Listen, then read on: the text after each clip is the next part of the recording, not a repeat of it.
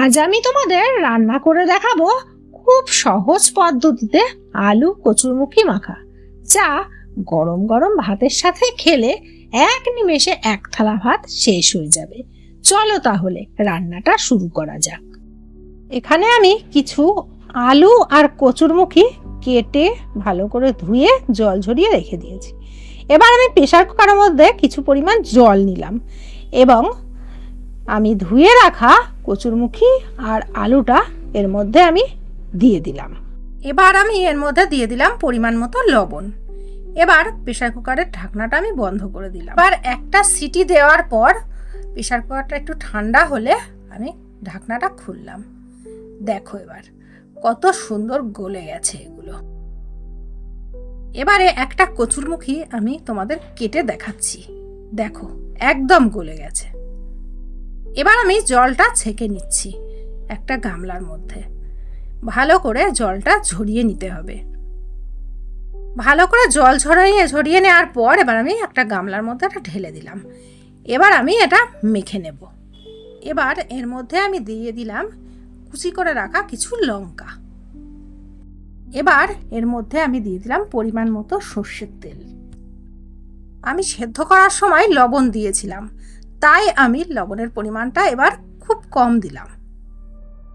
কচুরমুখীটা যেহেতু গরম, সেই জন্য আমি একটা হাতার সাহায্যে এটা মেখে নিচ্ছি।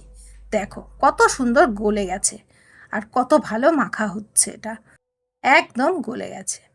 এবার আমি খুব সুন্দর করে হাতা দিয়ে এটা মেখে নেব।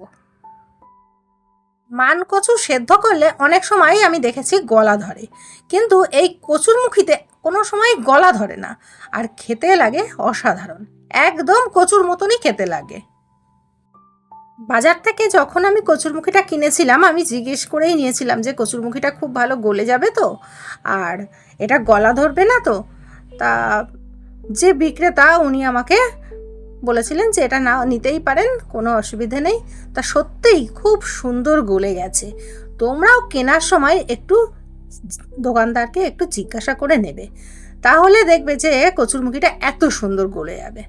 আর গলে গেলে তো কচুরমুখী গলাও ধরে না আর খেতেও লাগে দারুণ। আর ঘরে থাকা সামান্য কিছু উপকরণ দিয়েই কিন্তু এটা হয়ে যায়। এটা কিন্তু বাইরের এক্সট্রা কোনো জিনিস লাগে না। এই রেসিপিটা খেতেও লাগবে অসাধারণ।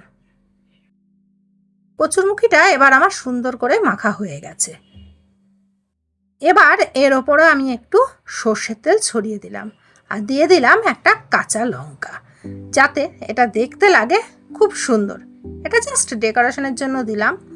তোমরা যারা লঙ্কা খেতে বেশি ভালোবাসো তারা অবশ্যই এর সঙ্গে মেখে নিতে পারবে। এবার আমি ভাতের সঙ্গে এটা পরিবেশন করছি। যে কোনো ধরনের কচু গরম ভাতের সঙ্গে খেতে দারুণ লাগে। এই রেসিপিটা তোমাদের যদি ভালো লেগে থাকে তাহলে অবশ্যই লাইক, কমেন্ট, শেয়ার আর সাবস্ক্রাইব করে দিও, যাতে নতুন নতুন ভিডিও তোমাদের কাছে খুব সহজেই পৌঁছে যায়।